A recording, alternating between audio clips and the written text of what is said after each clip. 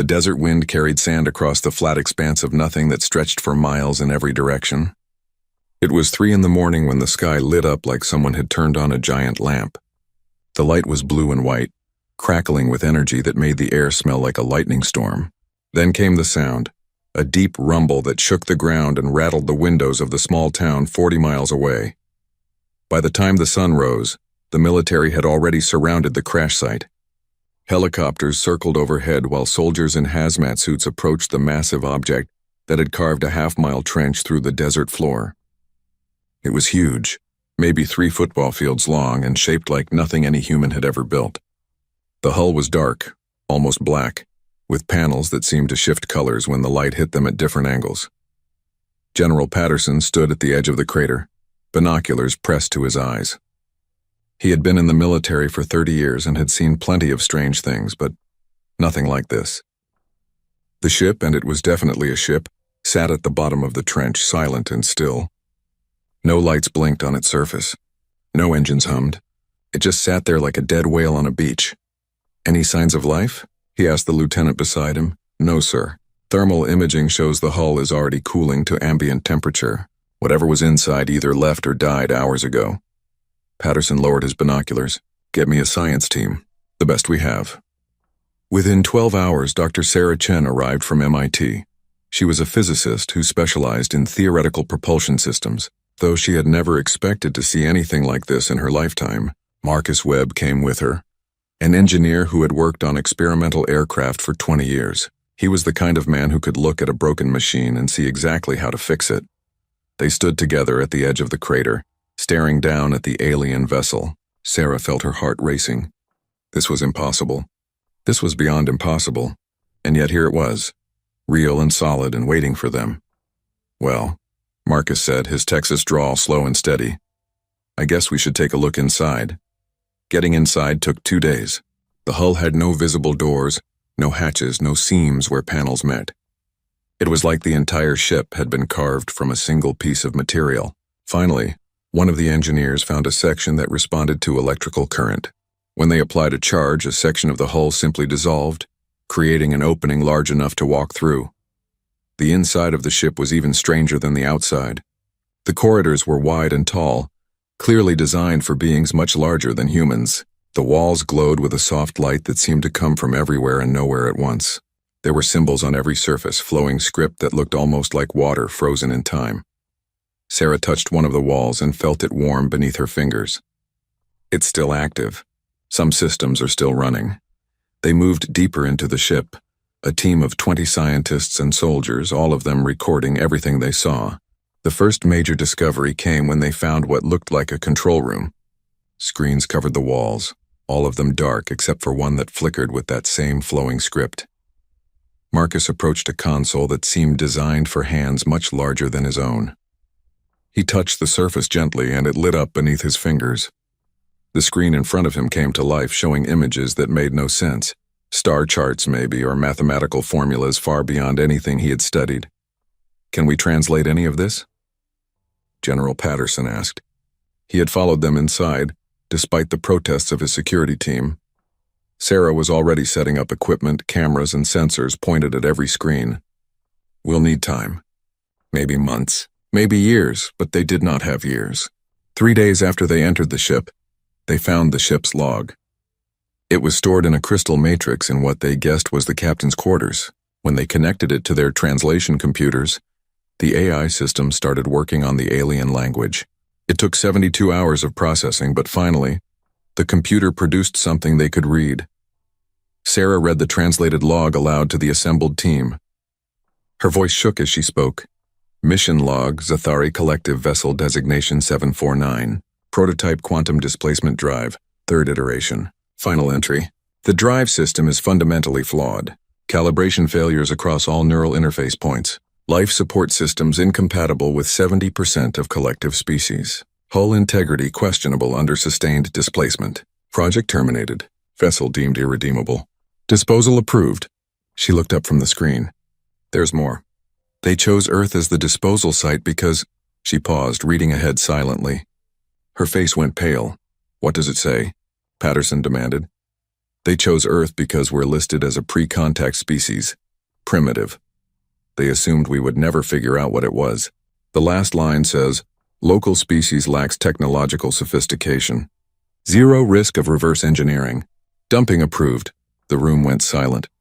Marcus felt anger rising in his chest. They had dumped their garbage here, on Earth. They had crashed their broken ship on humanity's doorstep because they thought humans were too stupid to understand it. Well, Marcus said slowly, a grin spreading across his face. I guess we better prove them wrong. Over the next week, they explored every inch of the vessel. They found the quantum drives, massive cylindrical structures deep in the engineering section, dark and cold. They found the life support systems, incredibly complex networks of pipes and filters designed to support multiple different species, all of them incompatible with each other. They found weapon systems that had never been activated, navigation computers with star charts showing thousands of systems, and sleeping quarters designed for at least 5 different body types. Everything was broken or flawed in some way. The drives could not hold calibration. The life support kept shutting down. The navigation systems crashed every few hours. It was a disaster of a ship, and now Sarah understood why the aliens had given up on it. But Marcus saw something different. He saw potential. Look at this, he said one evening, deep in the engine room. Sarah joined him by one of the quantum drives. He had connected a laptop to the alien systems running diagnostics. The drives aren't actually broken.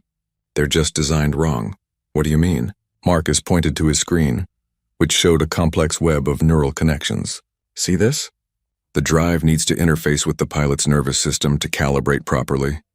But the Zathari Collective has dozens of species, all with different neural structures. The drive can't calibrate because it's getting conflicting signals from different types of brains. Sarah leaned closer, studying the data. So it's not that the technology is bad. It's that they tried to make it work for everyone and ended up with something that works for no one, Marcus finished. But humans? We all have basically the same brain structure. If we calibrate this for human neural patterns, it might actually work, Sarah breathed. They found the ship's AI 3 weeks into their exploration. It was housed in a crystalline core deep in the ship's center, surrounded by cooling systems and what looked like quantum processors. When they activated it, the entire ship came to life. Lights blazed in corridors that had been dark. Screens flickered on across every surface, and a voice spoke, translated automatically into English by systems they still did not understand. Impossible, the AI said. This vessel is non-functional. This vessel is terminated. How are primitive species operating my systems? Sarah stepped forward. We're not as primitive as you think. You cannot possibly understand Zathari technology. You lack the mathematical framework. You lack the materials science. You lack the quantum understanding necessary to even comprehend. The quantum drives use entangled particle pairs to create a displacement field that moves space around the ship rather than moving the ship through space, Sarah interrupted. The calibration fails because you're trying to sync neural patterns from multiple incompatible species. The life support system crashes because you're running 7 different atmosphere mixtures through the same recyclers. The hull integrity is questionable because you used composite materials that work great separately but have different expansion rates when exposed to the energy fluctuations of the drive. The AI went silent for a long moment. You should not be able to know these things. We figured them out, Marcus said. That's what humans do. We figure things out. This vessel is beyond repair. No, Marcus said firmly. It's beyond repair if you try to do it the Zathari way. But we're not Zathari. We're going to do it the human way. Over the next months, the facility around the ship expanded. What had started as a military operation became an international project. Scientists and engineers from every country came to Nevada, all of them sworn to secrecy, all of them driven by the same goal: make the impossible ship fly. The AI, which Sarah had named Prometheus, watched everything with what seemed like growing disbelief. The humans did not try to fix the alien systems. Instead, they ripped them out and replaced them with human alternatives. Where the Zathari had used incompatible materials, humans used steel and titanium and composites of their own design. Where alien computers crashed, humans installed their own processors. Slower perhaps, but far more stable. The life support system was completely redesigned. Instead of trying to support multiple species, they made it support one, humans. It was simpler, more efficient, and it actually worked. The quantum drives were the biggest challenge. It took 2 years of trial and error, of failed tests and near disasters. But finally, Marcus found the solution. He connected the drives to a neural interface helmet, calibrated specifically for human brain patterns. When Sarah put on the helmet and thought about moving forward, the drives hummed to life for the first time since the ship had crashed. The ship rose 3 feet off the ground before the drives cut out and it crashed back down. But they had done it. They had made it work. Prometheus spoke into the shocked silence. That should not have been possible. The drives are irredeemably flawed. They were flawed for you, Sarah said, pulling off the helmet with shaking hands. For us, they're perfect. 5 years after the crash, the ship flew again. They renamed it Prometheus Rising, and when it lifted off from the Nevada desert on a pillar of blue-white light, every person in the facility cheered until their voices were hoarse. The ship that aliens had dumped on Earth as garbage had become humanity's gateway to the stars. In orbit, Sarah stood on the bridge, redesigned with human-sized controls and human-friendly displays, and looked down at Earth through the view screen. Marcus stood beside her, grinning like a kid on Christmas morning. Think they know what we did? Marcus asked. The aliens? Oh, they'll find out eventually. And what do you think they'll say when they learn we fixed their broken ship? Sarah smiled. I think they're going to be very, very surprised. Below them, Earth turned slowly in the darkness of space, and above them the stars waited. Humanity had been given garbage and turned it into gold. Now it was time to see what else they could do. The Nevada facility had grown into a small city over the past 5 years. What had started as a collection of temporary buildings and military tents now sprawled across 10 square miles of desert. Hangars large enough to house passenger jets stood next to research labs filled with equipment from every major university on Earth. Housing complexes sheltered 5,000 people from 43 countries, all working toward the same impossible goal. In the center of it all sat Prometheus Rising, no longer the wreck that had crashed into the desert, but not yet the vessel it would become. The ship looked like a patchwork quilt, sections of original alien hull next to panels of human-manufactured titanium, old systems ripped out and replaced with bundles of cable and human-designed interfaces. It was ugly in a way that made engineers smile and designers weep. Marcus Webb stood in the main engineering bay, surrounded by a team of technicians from Japan, Germany, India, and Brazil. They were working on the quantum drive calibration system, the piece of technology that had taken them 2 years to understand and 3 more to improve. The alien design had been elegant but impractical. The human version was crude, but it actually worked. Run the simulation again, Marcus said, wiping grease from his hands. He was 50 now, with gray streaking through his hair, but his eyes still lit up like a child's when he solved a problem. The lead technician, a young woman named Yuki Tanaka, entered commands into her console. On the screen above them, a 3-dimensional model of the drive system spun slowly. Numbers scrolled past too fast for most people to read, but Marcus had been staring at these readouts for 5 years. He could read them like a book. Drive efficiency at 94%, Yuki announced. That's 3% better than the original alien design. Someone in the back of the room whooped with joy. Marcus allowed himself a small smile. 3% might not sound like much, but at faster than light speeds, 3% meant the difference between reaching a distant star in weeks versus months. Good work, everyone, Marcus said. Take a break. We'll install the new calibration matrix tomorrow. Across the facility, Sarah Chen stood in what they called the archive, a vast room filled with alien artifacts, tools and technology they had found throughout the ship. Some pieces they understood. Others remained mysteries after 5 years of study. Sarah's specialty was making sense of the mysteries. Today she was examining what looked like a control interface for something. The device was a smooth black sphere about the size of a basketball, covered in symbols that glowed faintly blue when she touched them. According to Prometheus, the ship's AI, this was a navigation computer. But no matter how they tried to connect it to their systems, it refused to work. Maybe you're thinking about it wrong, said a voice behind her. Sarah turned to find Dr. James Okonkwo, a computer scientist from Nigeria, who had joined the project 3 years ago. He was young, brilliant, and had a gift for seeing problems from unexpected angles. What do you mean? Sarah asked. James picked up the sphere carefully. We keep trying to make our computers talk to their computers. But what if that's the wrong approach? What if we need to translate, not interface? Translate? Think about it like languages. When you want to understand Chinese, you don't try to rewire your brain to think in Chinese characters. You translate the Chinese into English. So why are we trying to rewire our computers to think like alien computers? Why not build a translator? Sarah stared at him. It was so obvious once he said it out loud. They had been trying to force compatibility between fundamentally different systems.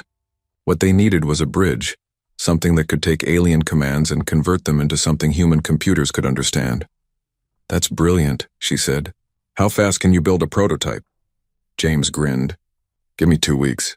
The breakthrough with the translation software changed everything. Within a month, systems that had been completely incomprehensible suddenly made sense. The navigation computer came online, displaying star charts with thousands of systems mapped in perfect detail, weapon systems activated, showing targeting interfaces and power management tools. Even the life support system, which they had completely replaced, revealed hidden backup functions they had never known existed. Prometheus, the ship's AI, watched all of this with what Sarah had come to recognize as digital amazement. The AI had been skeptical when humans first started working on the ship. It had called their efforts primitive, crude, and doomed to fail. But as months turned to years, and failures turned to successes, Prometheus had slowly changed its assessment. I do not understand you, Prometheus said one evening. Sarah was alone on the bridge reviewing system diagnostics. The AI's voice came from speakers throughout the room, calm and measured. What don't you understand? Sarah asked, not looking up from her work. The Zathari Collective has resources you cannot imagine. Hundreds of worlds, thousands of ships, scientific knowledge spanning millennia. Yet they could not make this vessel function. You have one world, primitive manufacturing, limited resources, and yet you have succeeded where the collective failed. Sarah set down her tablet and looked up at the main screen, where Prometheus displayed a simple avatar, a sphere of light that pulsed when it spoke. We didn't succeed by being better than you. We succeeded by thinking differently. Explain. The Zathari tried to make a ship that worked for everyone. They wanted perfection, one ship that could support any species, travel faster than anything else, carry any cargo. When it didn't work perfectly, they threw it away. And humans? We don't expect perfection. We expect things to break. So we build things that can be fixed. We adapt, we make do. When something doesn't work, we don't throw it away, we figure out why and fix it. That is inefficient. Maybe, Sarah said with a smile. But it works. The quantum drive problem had consumed 2 years of effort and represented humanity's greatest challenge. The drives worked on principles that human physics could barely describe. They created a bubble of twisted space around the ship, allowing it to move faster than light without actually breaking the laws of physics. The technology was far beyond anything humans had developed, but the aliens' implementation had a fatal flaw.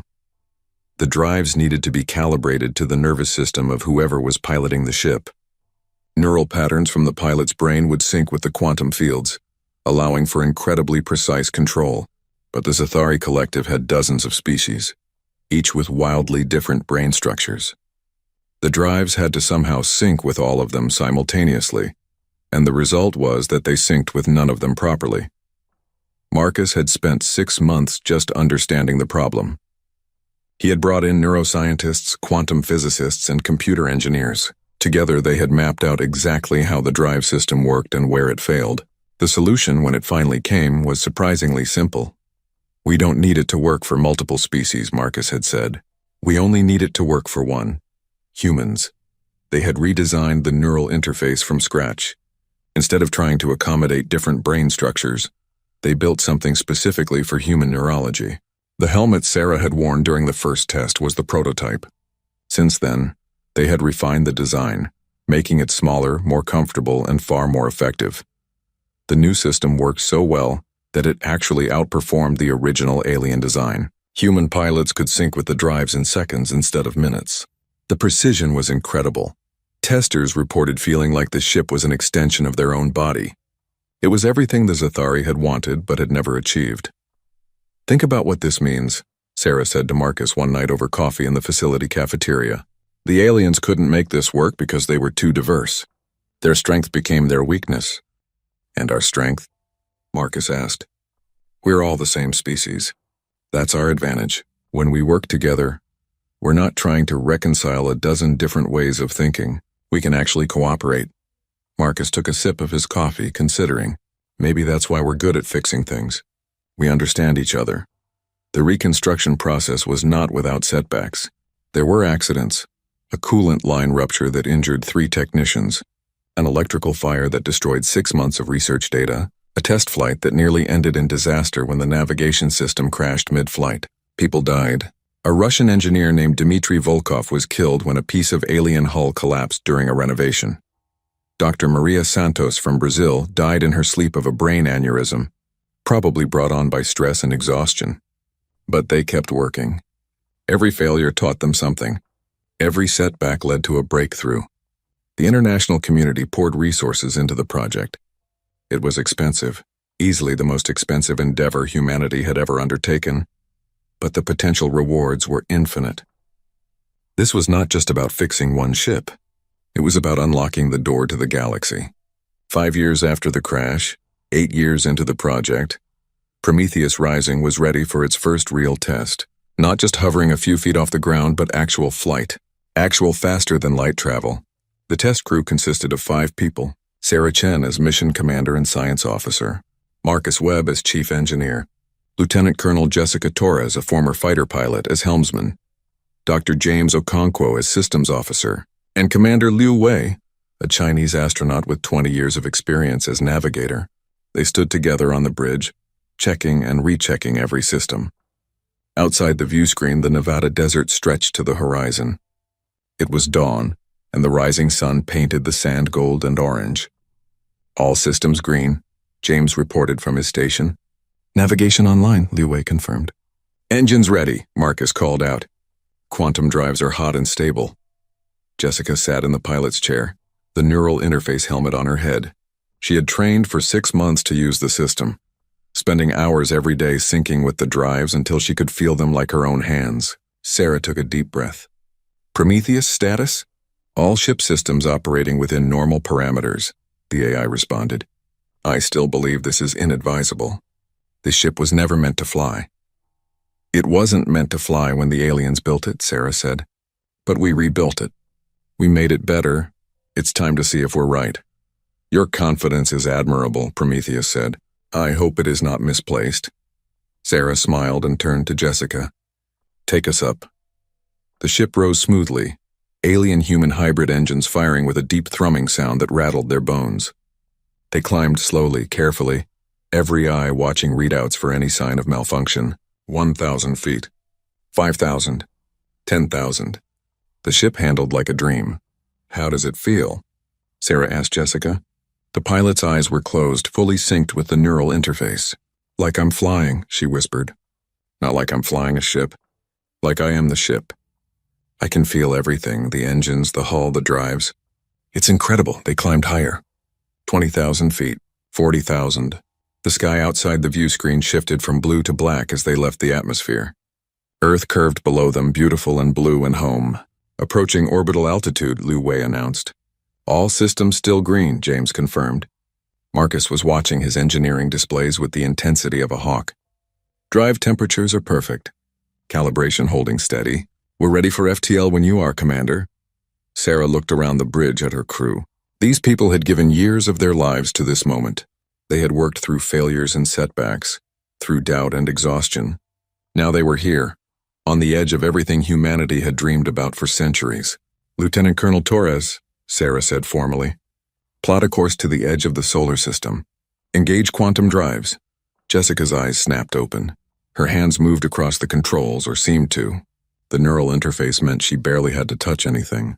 She just thought about what she wanted, and the ship responded. The drives engaged.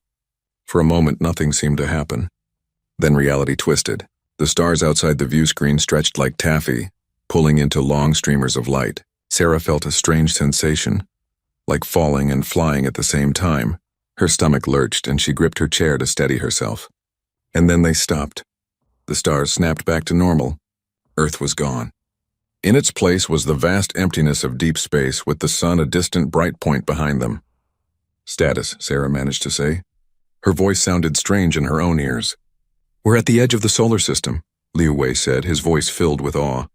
The trip took 11 seconds. All systems nominal, James reported. No damage, no errors. The drives performed flawlessly. Marcus was laughing, tears streaming down his face. We did it. By God, we actually did it. Prometheus's voice came through the speakers, and for the first time since they had activated the AI, it sounded uncertain. I do not understand. The drives should not be this efficient. The ship should not be this responsive. You have exceeded all original specifications. Sarah wiped her own eyes. She was crying too, she realized. We told you, Prometheus. We don't expect perfection. We just expect it to work. And we made it work. You did more than make it work, the AI said quietly. You made it better. They stayed in deep space for an hour, running tests, pushing the ship to its limits. Everything worked. Everything exceeded their expectations. The alien ship that had been deemed irredeemable was now the most advanced vessel humanity had ever created. When they returned to Earth, the entire facility was waiting. As Prometheus Rising touched down gently on the landing pad, 5,000 people cheered. Some were crying. Some were laughing. All of them knew what this meant. Sarah stood on the bridge, looking out at the celebrating crowd. Marcus came to stand beside her. What now? He asked. Sarah smiled. Now we build 5 more. 2 years after the successful test flight, humanity had changed in ways that would have seemed impossible a decade before. The Nevada facility had expanded into 3 major shipyards, one in the United States, one in China, and one in Brazil. Each yard was building ships based on the Prometheus Rising design, but each was also experimenting with improvements and modifications. The human approach to alien technology had proven so successful that the methodology itself had become humanity's greatest innovation. Sarah Chen stood on the bridge of Prometheus Rising, now refitted and upgraded with systems they had not even dreamed of when they first made it fly. The ship was preparing for humanity's first official journey beyond the solar system. This was not a test flight.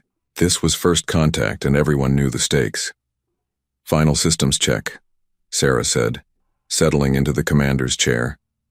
The bridge crew had grown to 8 people, each a specialist in their field, each trained for years for this moment. Marcus was at his usual station, monitoring the engineering systems. Jessica Torres sat at the helm, the neural interface already syncing with her thoughts. James Okonkwo managed the communications and computer systems. Liu Wei was still their navigator, his knowledge of the alien star charts invaluable. All systems green across the board, Marcus reported. The quantum drives are running at 98% efficiency. Hull integrity is perfect. Life support is solid for 6 months. Communications array is ready, James added. We've loaded the translation matrices for all known Zathari languages. Prometheus has been coaching me on proper diplomatic protocols. I have done my best, the ship's AI interjected, though I remain uncertain how the collective will react to your presence. The political situation is complex. Sarah nodded. Liu, Wei, where are we headed? The navigator pulled up a star chart on the main view screen. A red dot marked their destination. This is the Kepler 442 system, about 1,200 light-years from Earth. According to Prometheus, there's a Zathari mining operation there. Small, only about 50 workers from 3 different species. It's far enough from major population centers that we won't cause a panic, but official enough that our arrival will be reported up the chain of command. In other words, Jessica said with a slight smile, we're going to surprise them, but not terrify them. That's the hope, Sarah agreed. Prometheus, how long will the journey take? At maximum efficiency, approximately 14 hours, the AI responded. The Zathari have been mining valuable minerals from the asteroid belt in that system for 70 years. I should warn you, they will not believe humans possess FTL capability. They will likely assume you stole this vessel. Let them assume, Marcus said. They'll figure out the truth soon enough. The launch was broadcast worldwide. People gathered in homes and public squares to watch as Prometheus Rising lifted off from the Nevada facility. The ship climbed through Earth's atmosphere, leaving a trail of blue-white light that could be seen for hundreds of miles. Then, at the edge of space, the quantum drives engaged. Reality twisted, and the ship vanished from human space. The journey itself was remarkably smooth. The drives hummed their strange quantum song while the crew went about their duties. Some slept in shifts, others watched movies or read books in the common area. It was surreal to think they were traveling faster than light, crossing distances that would have taken conventional ships thousands of years. Yet inside the vessel, everything felt normal. Sarah spent much of the journey talking with Prometheus. The AI had become something like a friend over the years, though it still maintained a certain formality. Now, as they approached the moment of first contact, she wanted to understand the Zathari better. "Tell me about the collective," she said, sitting alone on the bridge during the night shift. Earth's night, anyway. In deep space, there was no day or night. The Zathari Collective is an alliance of 47 species from 33 star systems, Prometheus began. It was formed approximately 3,000 years ago when the original Zathari species encountered their first alien neighbors. Rather than fight, they chose to cooperate. Over millennia, the collective grew as more species joined. What holds them together? Mutual benefit. Trade. Protection. The collective maintains a fleet to defend against hostile forces. They share technology, resources, and knowledge. Each species contributes according to their strengths. It sounds ideal. In theory, yes. In practice, it is complicated. Some species have more political power than others. There are rivalries, disputes. The collective works, but it is not perfect. Sarah smiled. Nothing ever is. How do you think they'll react to us? Prometheus was quiet for a long moment. I do not know. The collective prides itself on technological advancement. You are a reminder that sometimes primitive methods can succeed where sophisticated ones fail. That will be uncomfortable for them. Good, Sarah said. Comfortable people don't change. Maybe it's time the collective was a little uncomfortable. They dropped out of FTL at the edge of the Kepler 442 system. The transition was smooth. Jessica had become so proficient with the neural interface that she could make the ship dance if she wanted to. The view screen showed a yellow star with 6 planets, one of them a gas giant with rings that sparkled in the starlight. Scanning for the mining operation, Liu Wei announced. There, in the asteroid belt between the 4th and 5th planets, I'm reading power signatures consistent with Zathari technology. 3 ships in dock, probably cargo haulers. 1 station built into the largest asteroid. Any sign they've detected us? Sarah asked. James checked his displays. Not yet. We're still pretty far out, and our hull profile is strange enough that their systems might not recognize us as a ship. Take us in, Sarah ordered. Nice and slow. Let's not startle them too badly. Prometheus Rising moved into the inner system, its engines pushing them toward the asteroid belt. It took 2 hours of steady flight before the mining station's sensors finally picked them up. The response was immediate. A message came through, translated automatically by their systems. The voice was high-pitched and rapid, speaking in a language that sounded like water running over rocks. Unknown vessel. This is Zathari Mining Station, Kepler 442 Delta. You are entering collective space without authorization. Identify yourself immediately or you will be fired upon. Sarah took a breath and nodded to James, who opened a channel. Mining Station Kepler 442 Delta. This is the human vessel Prometheus Rising. We mean no harm. We're here to make peaceful contact with the Zathari Collective. There was a long silence. Then the voice came back, slower this time, uncertain. Human. That is impossible. Earth is a pre-contact world. Humans do not have FTL capability. We do now, Sarah replied calmly. And we'd like to talk. Another silence, longer this time. Sarah could imagine the chaos on the mining station, workers trying to understand how a species that should be primitive had shown up in a starship. Finally, a different voice came through, deeper and more measured. Human vessel, you will hold your position. 3 patrol craft are being dispatched to escort you. Any aggressive action will result in your destruction. Jessica looked at Sarah with raised eyebrows. Sarah nodded. Acknowledged. We'll wait right here. The patrol craft arrived 30 minutes later. They were sleek vessels, smaller than Prometheus Rising but clearly designed for combat. They had weapons pods mounted on their wings and shields that shimmered with energy. They circled the human ship warily, scanning it from every angle. "They're not sure what to make of us," James said, watching his displays. "Their scans keep coming back confused. They can tell we're using Zathari technology, but the configuration is all wrong." One of the patrol craft moved closer, its pilot clearly emboldened by having backup. The voice that came through now was different again, speaking in a language that Prometheus translated as belonging to a species called the Thule. "Human ship. Your vessel. How did you acquire it?" Sarah chose her words carefully. "This ship crashed on Earth 10 years ago. It was badly damaged and had been abandoned by the Zathari. We repaired it." "Impossible," the Thule pilot said. "That vessel was irredeemably flawed. The quantum drives could not hold calibration. The systems were incompatible. The collective's finest engineers declared it unsalvageable." "Your engineers were right," Marcus cut in, unable to help himself. "It was unsalvageable the Zathari way, so we fixed it the human way." "What does that mean?" "It means we adapted the technology instead of trying to use it exactly as designed. We rebuilt the systems to work for us, instead of trying to make ourselves work for the systems." The patrol craft were silent for a moment. Then the Thule pilot said, "Demonstrate your vessel's capabilities. Engage your quantum drives and move to coordinates we will provide." Jessica looked at Sarah, who nodded. The pilot closed her eyes, syncing fully with the neural interface. The coordinates appeared on her display, a point 50,000 kilometers away. The quantum drives hummed to life. There was that familiar twisting sensation, and then they were at the new coordinates. The transition had taken less than a second. The patrol craft took a full minute to catch up using their conventional engines.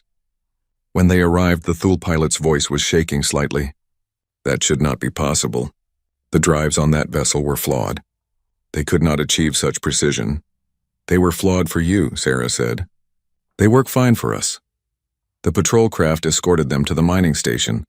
As they approached, Sarah could see that the station was built directly into a massive asteroid, with docking bays carved into the rock. Ships of various designs were moored there. Cargo haulers, more patrol craft, and what looked like a luxury yacht. They docked without incident, though Sarah noticed that the station's weapons were all trained on Prometheus Rising. The Zathari were taking no chances. A delegation met them in the docking bay. The group was exactly what Prometheus had described, multiple species, each wildly different from the others. There was a tall, thin being with 4 arms and skin that shifted colors, a short, stocky creature covered in fur with 6 eyes arranged around its head, something that looked almost like a floating jellyfish pulsing with light, and a being that resembled a cross between a lizard and a mantis, standing upright on powerful legs. The mantis lizard stepped forward and spoke in that flowing, water-like language. The translation came through their earpieces a moment later. "I am Coordinator Jathic. This is unprecedented. Humans should not be here. Humans should not have functional spacecraft. Explain how this is possible." Sarah had prepared this speech carefully. 10 years ago, the Zathari dumped a broken ship on Earth. Your people thought we were too primitive to understand it. You were wrong. We studied your technology. We adapted it. We improved it. And now we're here. The 4-armed being made a sound like wind chimes. Improved? You claim to have improved Zathari technology?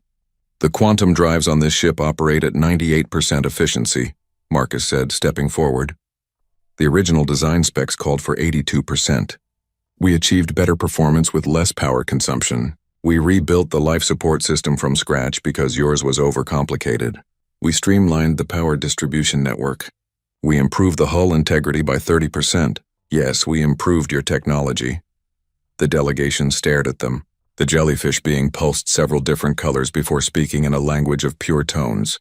If this is true, you have accomplished something remarkable. But you are still only one ship. One success. The collective has thousands of vessels. For now, Sarah said, we have 5 more ships under construction. In another 2 years, we'll have 20.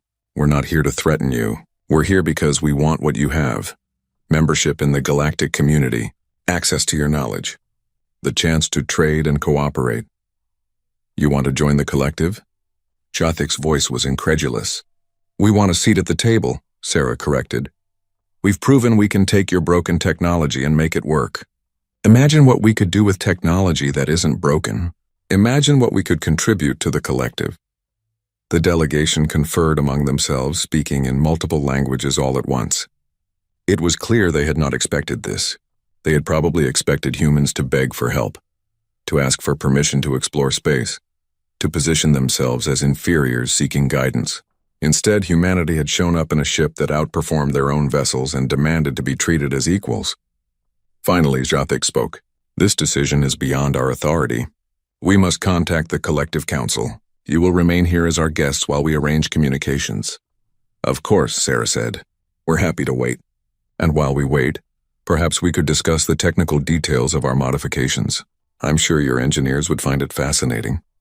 Over the next 3 days, the human crew demonstrated everything Prometheus Rising could do. They let Zathari engineers inspect the quantum drives, the neural interface, the modified life support systems. At first, the alien engineers were skeptical, looking for tricks or hidden technology. But as they examined each system, their skepticism turned to amazement and then to thoughtful respect. You simply made it work for your species, one engineer said, a being from a species called the Vroth. Rather than trying to make a universal system, you optimized for humans. It is so obvious. Why did we never think of this? Because you were trying to be fair to everyone, Marcus replied. Sometimes the best solution isn't the most inclusive one. Sometimes you need to accept that different species will need different ships. The Collective Council's response came on the 4th day. A massive starship dropped out of FTL at the edge of the system, a vessel that made Prometheus Rising look like a toy. It was easily 3 times larger, bristling with weapons and shields, a ship designed to make a statement. The Council's representative was a Zathari, one of the original species that had founded the Collective. She was tall and elegant, with silver skin and large eyes that seemed to see everything. Her name was Ambassador Telshara, and she came aboard Prometheus Rising with a security detail and a team of advisors. Sarah met her in the ship's conference room with Marcus, Jessica, and James at her side. Prometheus's avatar displayed on the wall screen, observing quietly. Your presence here is troubling, Telshara began without preamble. You possess technology that should be beyond your capabilities. You claim to have improved upon designs that our finest engineers deemed failures, and you demand recognition as equals. This is extraordinary arrogance. It's not arrogance, Sarah replied. It's fact. Your people dumped garbage on our planet. We turned that garbage into treasure. We're not asking you to give us anything. We're telling you what we've already accomplished and offering to share our methods in exchange for full membership in the galactic community. And if we refuse, Sarah smiled, then we'll figure it out on our own. We've come this far without your help, but it would be easier for everyone if we worked together. Telshara studied her for a long moment. You are either very brave or very foolish. Perhaps both. The Council is deeply divided on how to respond to humanity. Some see you as a threat. Others see potential. A few believe we should have uplifted you properly instead of leaving you to your own devices. We don't need uplifting, Marcus said firmly. We need partnership. The ambassador turned her gaze to him. You truly believe you are our equals? I believe we have something you don't, Marcus replied. We know how to make things work when they're broken. We know how to adapt.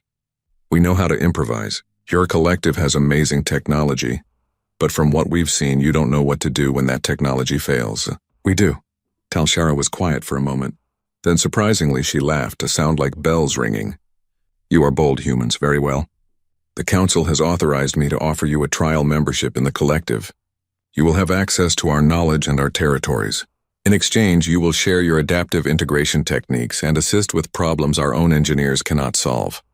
After 5 years, the arrangement will be reviewed. Sarah felt her heart racing. This was it. This was everything they had worked for. We accept. However, Telshara continued, there are those in the collective who believe you are dangerous. They will test you. Challenge you. Try to prove that your success was luck rather than skill. You should prepare for resistance. We've been preparing for 10 years, Sarah said. Let them try. The return to Earth took 14 hours, but it felt like minutes. The crew was jubilant. They had done it. Humanity had a seat at the galactic table. When they emerged from FTL at the edge of Earth's solar system, They found a welcoming committee waiting. 6 ships, the rest of humanity's small fleet, each one a variation on the Prometheus design.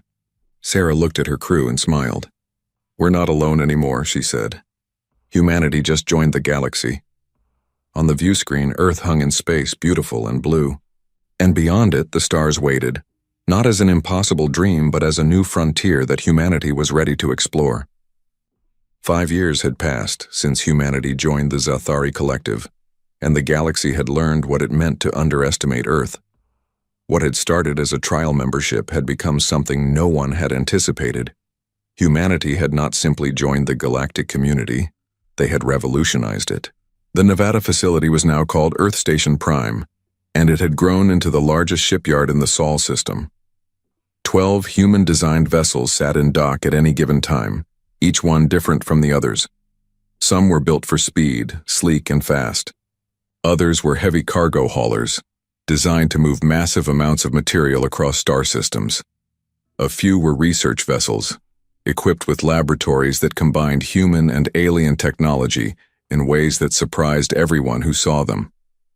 But the fleet that mattered most right now was the one gathering at the edge of collective space. Humanity's reputation as fixers had spread through the galaxy. When something broke and no one else could repair it, they called humans. When technology failed and engineers gave up, humans figured it out.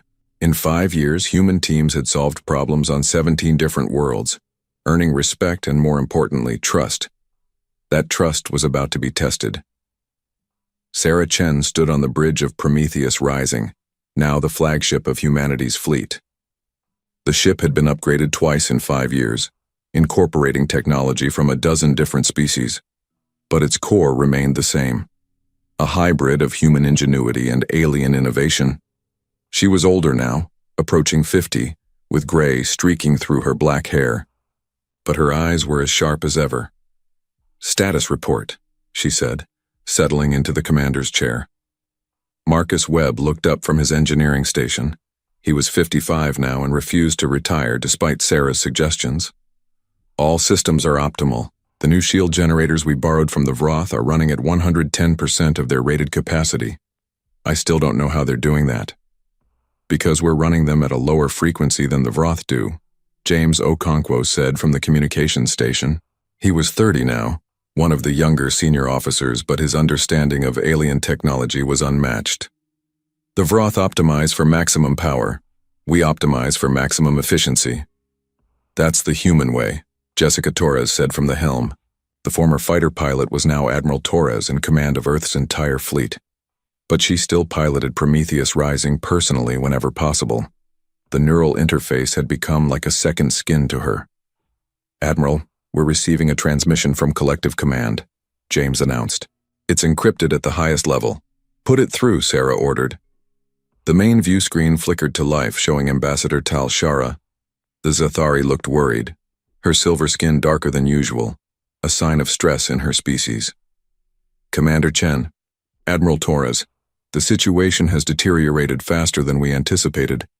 "The Krail?" Sarah asked. "Yes. They've destroyed 3 more outposts in the past week.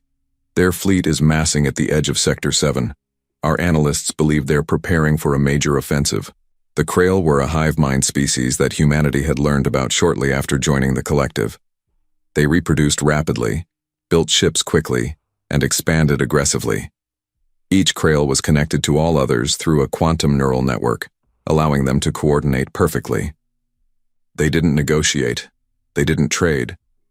They simply consumed resources and grew. The collective had been at war with the Krail for 3 years. At first, it had seemed like an easy conflict. The collective had superior technology, better ships, more experienced commanders. But the Krail had numbers. For every ship the collective destroyed, the Krail built 3 more. For every world they lost, they colonized 2 others. The war was not going well. "What do your military commanders say?" Sarah asked. Tal Shara's expression was grim. "They believe we're losing. The Krail adapt too quickly. Every strategy we use works once, maybe twice. Then they counter it. Our fleets are designed for precision warfare, tactical strikes, superior positioning, technological advantage. The Krail don't care about tactics. They just overwhelm us with numbers. And that's why you called us, Marcus said. The Collective Council has authorized me to make a request. We need help. Not just advisory help. We need you to fight. Sarah exchanged glances with her senior staff. This was the moment they had been preparing for. Humanity had 12 ships ready for combat, with 8 more under construction. It was a tiny force compared to the Collective's thousands of vessels, but those 12 ships represented something different, something the galaxy had never seen before. We'll help, Sarah said, but we do this our way. Your way? You've been trying to fight the Krail with your best ships, your newest technology, your most advanced fleets, and you're losing. We're going to fight them with your worst ships. Your oldest technology. Your junk. Talshara blinked, clearly confused. I don't understand. Marcus grinned. Give us your decommissioned fleet. All those old ships you've retired because they're outdated or incompatible or just plain broken. Give us 6 months and we'll give you an armada. The Collective Council took 3 days to approve the plan. In the end, they agreed because they had no other choice. The Krail were winning, and conventional strategies had failed. If humanity wanted to try something unconventional, then so be it. Earth Station Prime became a hub of activity unlike anything the galaxy had ever seen. Ships arrived daily from across the Collective, old cargo haulers, decommissioned patrol craft, mining vessels, exploration ships, even a few ancient warships from conflicts fought centuries ago. They came from 17 different species, each one designed according to different principles, each one incompatible with the others. To the Zathari engineers who delivered them, they were junk. To humans, they were opportunity. Look at this. Beauty, Marcus said, standing in front of a massive Vroth cargo hauler. The ship was 200 years old, its hull scarred and dented, its engines barely functional. She's got a power plant designed to push 3 times her current weight. If we strip out the cargo holds and replace them with weapons and shield generators, she becomes a pocket battleship, finished Dr. Yuki Tanaka, who had become one of humanity's lead engineers. Heavy armor, massive firepower, slow but tough. Exactly. And this one, over here. Marcus walked to a sleek Thule exploration vessel. This thing is fast, really fast, but it's got no weapons and no shields. If we add some human-designed missile pods and a decent defensive array, fast attack craft, Yuki said, hit-and-run tactics. All across the station, human engineers were performing similar assessments. Each ship was evaluated not for what it was, but for what it could become. They mixed technologies without regard for conventional wisdom. A Vroth power plant might end up powering a Thule hull with human weapons and Zathari shields. If it worked, it didn't matter that it violated every engineering principle the Collective had established over millennia. Prometheus, the AI that had come with the original crashed ship, watched all of this with what might have been amusement. The AI had changed over the years, becoming less rigid, more adaptable. Working with humans had taught it that rules were guidelines, not absolutes. You are building chaos, Prometheus observed one day as Sarah reviewed the schematics for the hybrid fleet. We are building adaptability, Sarah corrected. Every one of these ships is different.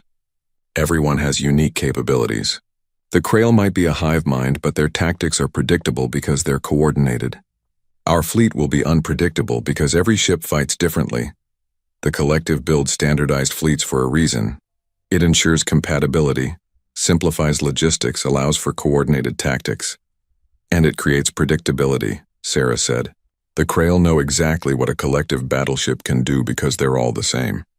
But when they face us, they won't know if they're fighting a heavy brawler or a fast striker or a long-range bombardment platform. They'll have to adapt to each ship individually. That is assuming your crews can effectively operate such diverse vessels. Sarah smiled. We've spent 5 years learning to make broken alien technology work. Trust me, we can handle a little diversity. 6 months later, the hybrid armada was ready. 73 ships, each one unique, each one a patchwork of technologies from across the Collective. The crews were international, humans from every nation on Earth trained in the use of alien systems, experienced in adapting on the fly. Admiral Jessica Torres stood on the bridge of her flagship, a rebuilt Vroth battleship they had named Indomitable. The ship was ugly, covered in mismatched armor plating and bristling with weapons from 4 different species. But it worked. Every system had been tested and retested. Every weapon could fire. Every shield could hold. Fleet status, Jessica ordered. The reports came in from 73 different ships. All green. All ready. Collective Command is transmitting coordinates for the engagement zone, James reported. He was serving as Jessica's communications officer for this mission. The Krail have massed a fleet of 200 ships in Sector 7. Collective forces are falling back. We're being asked to buy them time to regroup. 200 ships against 73. Not great odds. But the Krail ships were smaller, weaker individually than collective vessels. The real problem was their coordination. Every Krail ship knew instantly what every other Krail ship was doing. They moved like a school of fish reacting to threats in perfect unison. Tell Collective Command we're on our way, Jessica said. All ships engage quantum drives. Let's show the Krail what humanity can do. The fleet jumped together, 73 different vessels all arriving at the edge of Sector 7 simultaneously. The Krail were waiting, their ships arranged in a massive formation that looked almost organic, like a giant organism floating in space. They're hailing us, James said. Or rather, they're broadcasting at us. The Krail don't really do conversations, and what are they saying? Resistance is irrelevant. Assimilation is inevitable. Surrender will reduce casualties. The usual hive mind propaganda. Jessica smiled coldly. Broadcast this in response, go to hell. The Krail fleet moved first, surging forward in perfect coordination.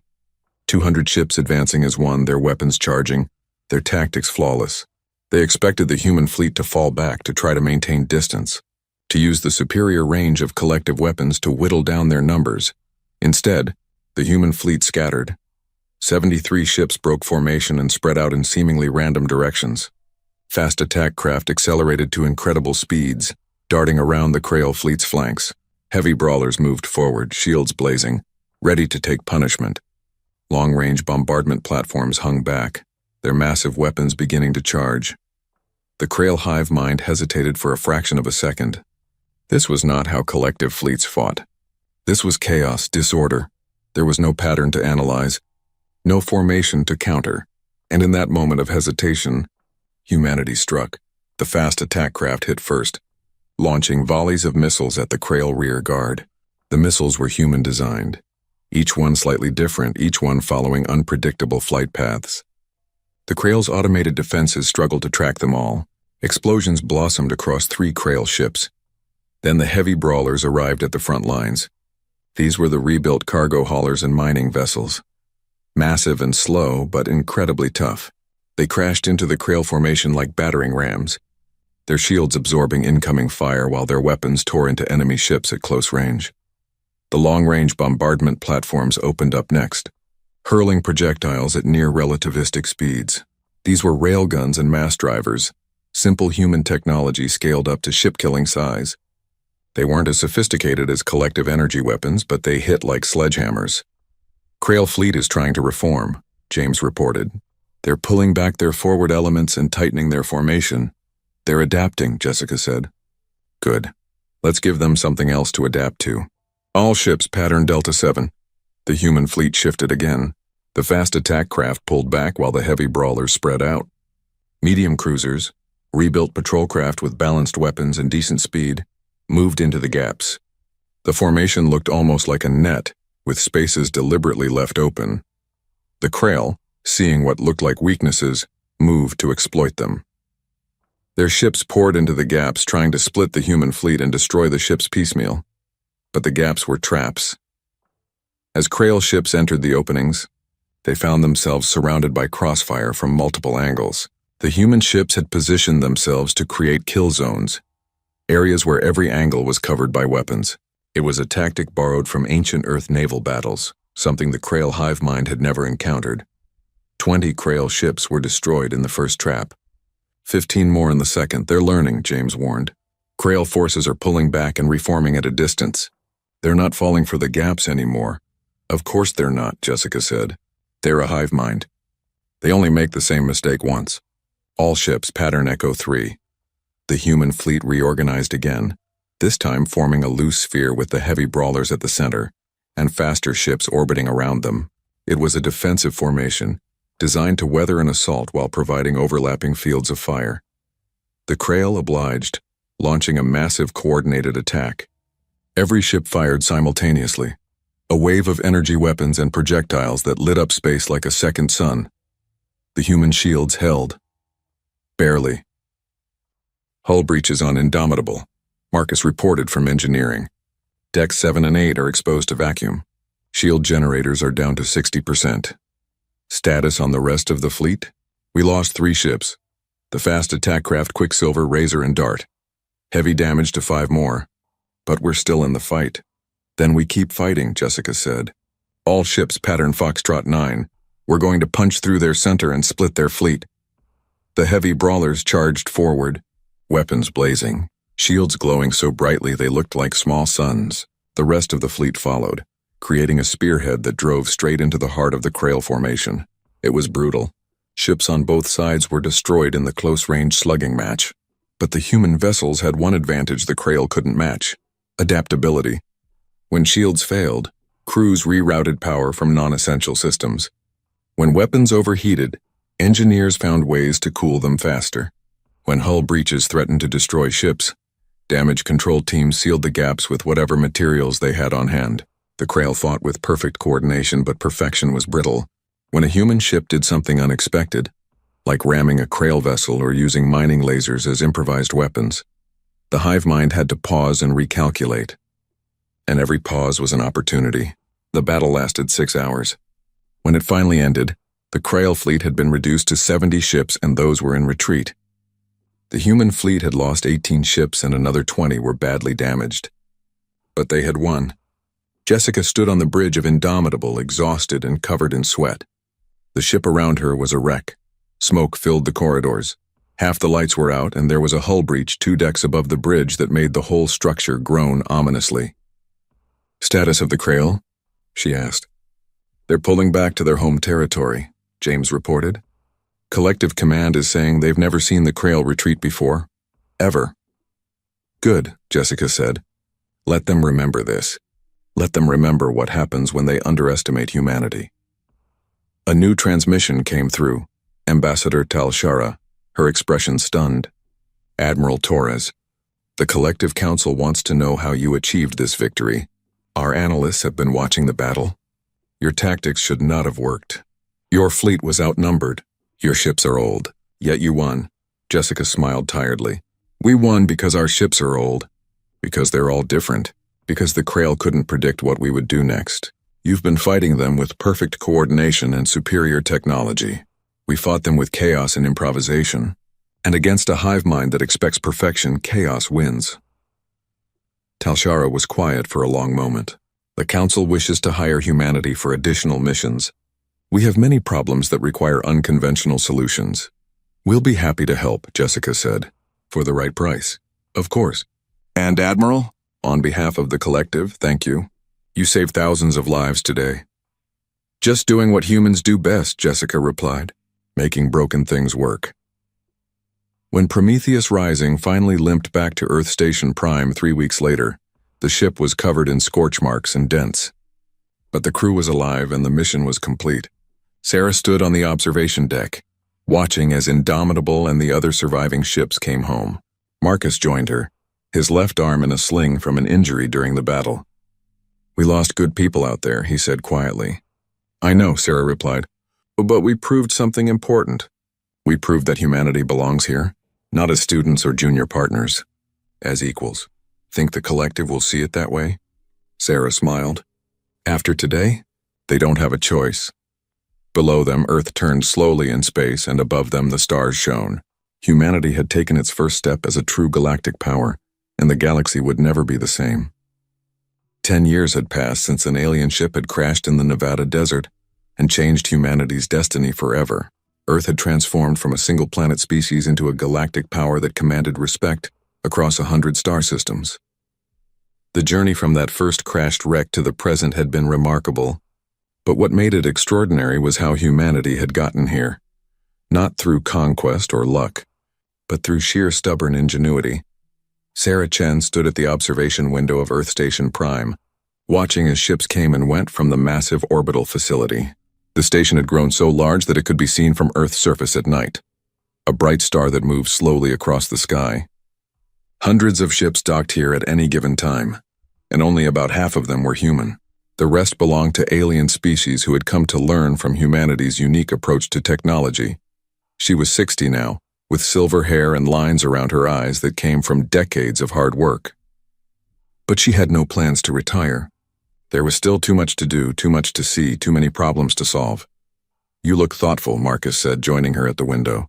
He was 65 and had finally accepted a cane after his knees started giving him trouble. His hands were scarred from years of working with machinery, but they were still steady enough to rebuild an engine when needed. "Just remembering," Sarah said.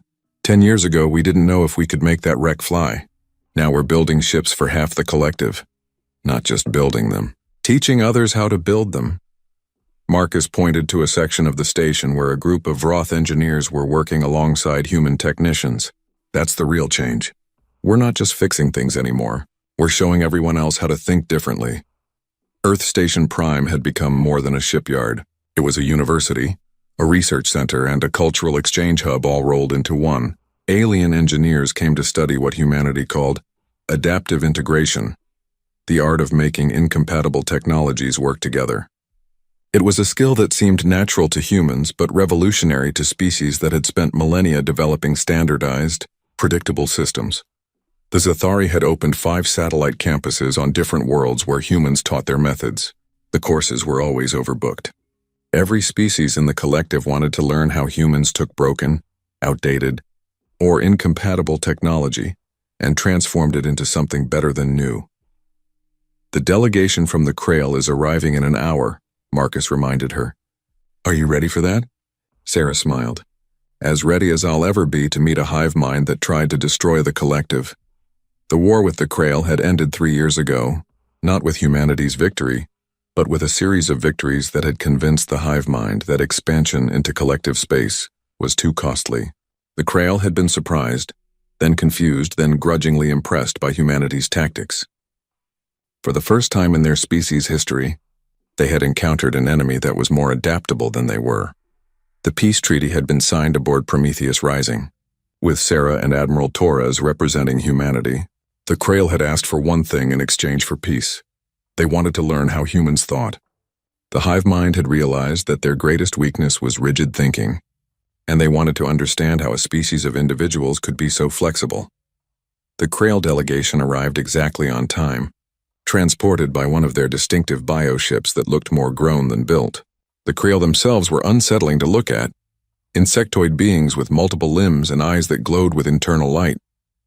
But they had proven honorable in their negotiations, and Sarah had learned to appreciate their directness. The lead Krail, they didn't use individual names since they were all part of the same consciousness, greeted Sarah with the gesture humans had taught them, a simple nod of acknowledgement. When the Krail spoke, it was through a translation device that turned their clicking sounds into words. "Humanity has changed the collective," the Krail said without preamble. "You have introduced chaos where there was order, unpredictability where there was certainty. At first we believed this was weakness. We were wrong." "I'm glad you see it that way," Sarah said carefully. "We wish to establish an exchange program. Krail observers will study human methods. Human observers will study Krail coordination. Both species will benefit." Sarah hadn't expected that. The Krail were offering genuine cooperation, something they had never done with any species before. "We accept. I think there's a lot we can learn from each other." The Krail delegation stayed for a week, observing everything from ship construction to problem-solving sessions. They were particularly fascinated by how human teams worked. The arguments, the debates, the way individuals could disagree and still find solutions. For a hive mind that moved as one, the idea of productive conflict was revolutionary. Meanwhile, the first of humanity's true starships was taking shape in the construction bay. Endeavor was unlike anything humanity had built before. Where Prometheus Rising and its siblings had been adapted alien technology, Endeavor was designed from scratch using principles learned from a decade of working with the collective's knowledge. The ship was enormous, 3 times the size of Prometheus Rising, with engines that combined human engineering with quantum principles taken from 6 different species.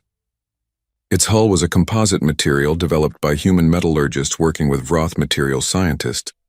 Its weapons were human-designed railguns powered by Thule energy cores. Its shields used Zathari technology modified with human fail-safes.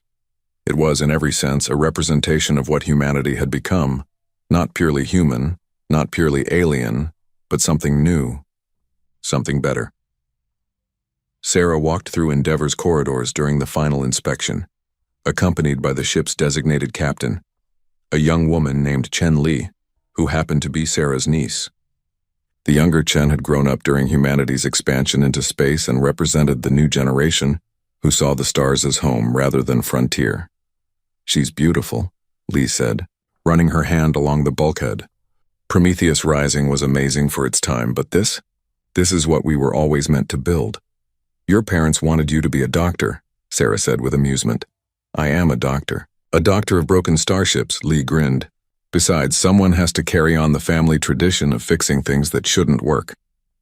The launch ceremony for Endeavor was broadcast across the entire collective. Representatives from 30 species attended in person, gathering at Earth Station Prime to witness humanity's achievement. Ambassador Talshara was there, looking older but still elegant in her formal robes. Admiral Torres was there too, now semi-retired but still commanding respect wherever she went. Marcus stood beside Sarah, both of them dressed in formal uniforms that felt uncomfortable after years of wearing work clothes. The original Prometheus Rising had been moved to a place of honor in orbit around Earth. Transformed into a museum, visitors could walk through its corridors and see where humanity's journey to the stars had begun. The ship's AI, Prometheus, had been offered a new body, a state-of-the-art computer core that would give it more processing power than it had ever dreamed of. But the AI had chosen to stay in its original crystal matrix, in the ship that had crashed in the desert so long ago. "This is where I belong," Prometheus had said when Sarah asked about it. "I came here broken and was made whole. This ship is my home." Now, as Sarah stood on the observation deck watching Endeavor's engines begin their startup sequence, Prometheus's voice came through her communication device. "Commander Chen, I wanted to thank you." "For what?" Sarah asked, though she thought she knew. "For proving me wrong. When I first activated in that desert facility, I told you that humans were too primitive to understand Zathari technology. I was incorrect. You didn't just understand it. You surpassed it. You taught the galaxy that perfection is not the goal. Adaptability is. We couldn't have done it without you, Prometheus. You were our guide, even when you didn't believe in us. I learned something from watching humanity over these 10 years. The AI continued. I learned that being broken is not the end. It is, as you often say, an opportunity. I was deemed a failure by my creators, but humans saw potential in failure. You saw potential in me. For that I am grateful." Sarah felt tears in her eyes. "You're not a failure, Prometheus. You're family." The launch countdown reached 0. Endeavor's engines flared to life. Brilliant blue-white light that lit up the darkness of space. The massive ship rose slowly from its construction bay, climbing with a grace that seemed impossible for something so large. As it cleared the station, its quantum drives engaged and reality twisted around it. The ship vanished, heading out on its maiden voyage to the far side of the collective. It would be gone for 6 months exploring regions of space that humanity had never seen, but it would come back. And when it did, there would be other ships ready to follow. "We did it," Marcus said quietly. "We took garbage and turned it into a gateway to the stars." Sarah nodded. "And now the stars are ours." Across the galaxy, humanity's reputation had solidified. They were the fixers, the adapters, the species that made impossible things possible. Alien civilizations that had spent millennia developing rigid, perfect systems now sought human help when those systems failed. Earth had become wealthy beyond measure, trading not just in goods but in knowledge, the knowledge of how to think differently. But wealth and reputation weren't what mattered most to Sarah. What mattered was standing here, looking at a ship humanity had built with its own hands, knowing that humans were exploring the galaxy as equals rather than students.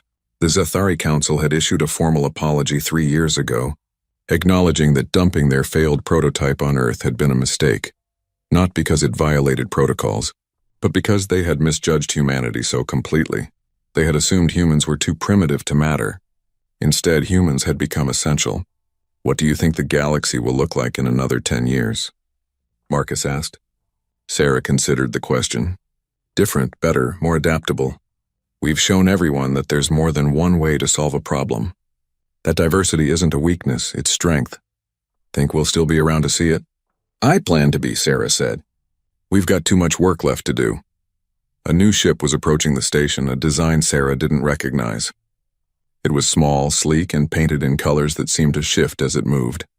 James Okonkwo's voice came through her communicator. Commander, we're being hailed by an unknown vessel. They're requesting permission to dock. What species? Sarah asked. That's the thing, we don't know. They're not in the collective database. This is a first contact situation. Sarah felt excitement surge through her.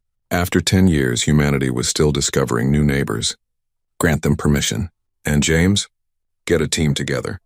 Let's see if they have anything broken we can fix. Marcus laughed. You're incorrigible. I prefer helpful, Sarah replied. Besides, it's what we do. The unknown ship docked smoothly. The beings that emerged were unlike anything in the collective. Six-limbed, covered in crystalline scales with eyes that glowed soft green. They approached the greeting committee with a mixture of curiosity and what looked like hope. Their leader, identified by a crest of longer scales, spoke through a translation device they carried. We are the Velkari. We have traveled far seeking help. Our ship is failing. Our technology is old. We were told that if anyone could help us, it would be humans. Sarah smiled and stepped forward. Welcome to Earth Station Prime. We're really good at fixing things. Let's take a look at your ship. As she walked with the Velkari toward their vessel, Sarah thought about the journey that had brought humanity here. It had started with garbage. A broken ship dumped on Earth because aliens thought humans were too stupid to understand it. But humans had proven that being underestimated was an advantage. They had taken that garbage and turned it into gold. More importantly, they had changed the galaxy's perspective on what was possible. Failure was no longer permanent. Broken was no longer unfixable. Different was no longer incompatible. Humanity had taught the galaxy to see opportunity where others saw only problems. Behind her, Prometheus Rising hung in orbit, a monument to where humanity had been. Above her, Endeavor blazed across the stars, a promise of where humanity was going. And around her, thousands of beings from dozens of species worked together, learning from each other, building a future that was brighter than any one civilization could create alone. A young human engineer passed by, laughing with a Vroth technician about some joke Sarah didn't hear. Human children born on Mars chased each other down the corridor, their games watched over by a Thule nanny who had come to Earth to study child development. In a nearby laboratory, scientists from 6 species were collaborating on a project that combined human intuition with alien mathematics. This was humanity's gift to the galaxy. Not technology, not weapons, not even the ability to fix broken things. It was perspective. It was the understanding that there were always other ways to solve problems, other viewpoints to consider, other possibilities to explore. Marcus joined her again as she finished the initial assessment of the Velkari ship. Well, he asked. It's a mess, Sarah said cheerfully. Incompatible systems, outdated drives, structural damage throughout. Give me 3 months and we'll have it flying better than it did when it was new. Think they have anything to teach us? Everyone has something to teach us, Sarah said. That's the whole point. As the sun set on Earth far below, casting long shadows across the planet's surface, Sarah Chen stood in the observation deck of Earth Station Prime and smiled. Humanity had come so far from that day in the desert when an alien ship had crashed and changed everything. They had proven themselves to be more than the aliens expected. They had earned their place among the stars not through force or genius, but through determination and the simple refusal to accept that anything was truly impossible. The stars stretched out before her, infinite and inviting. Somewhere out there, Endeavor was exploring new worlds. Somewhere, human engineers were teaching aliens the art of adaptive integration. Somewhere, problems were being solved in ways that no one had imagined before humanity arrived. And somewhere on some distant world, another species was looking up at the stars and wondering what was out there. One day they would find out. And when they did, humanity would be there to help them reach for those stars just as humanity had reached for them. The galaxy was vast, full of wonders and challenges and opportunities. And humanity, once dismissed as too primitive to matter, was now helping to shape its future. One fixed ship, one solved problem, one impossible achievement at a time. Sarah touched the window, feeling the faint vibration of the station around her, the pulse of countless lives working toward countless dreams. This was humanity's new dawn, not the end of a journey, but the beginning of countless more. "Commander Chen," a voice called. "We've got another broken ship requesting assistance. Are you available?" Sarah turned away from the window, a grin on her face. "Always," she said. "That's what we do. We fix things." And as she walked back into the bustle of the station, surrounded by humans and aliens working side by side, Sarah knew that the best part of the story wasn't what humanity had accomplished in the past 10 years. It was what they would accomplish in the next 10, and the 10 after that, and all the years to come. The aliens had dumped their failed ship on Earth thinking it was garbage. Humanity had rebuilt it to conquer the stars. But conquest wasn't the point. The point was showing everyone, human and alien alike, that nothing was ever truly broken beyond repair. Everything could be fixed, adapted, improved. That was humanity's gift to the galaxy, and it was a gift that would echo across the stars for generations to come.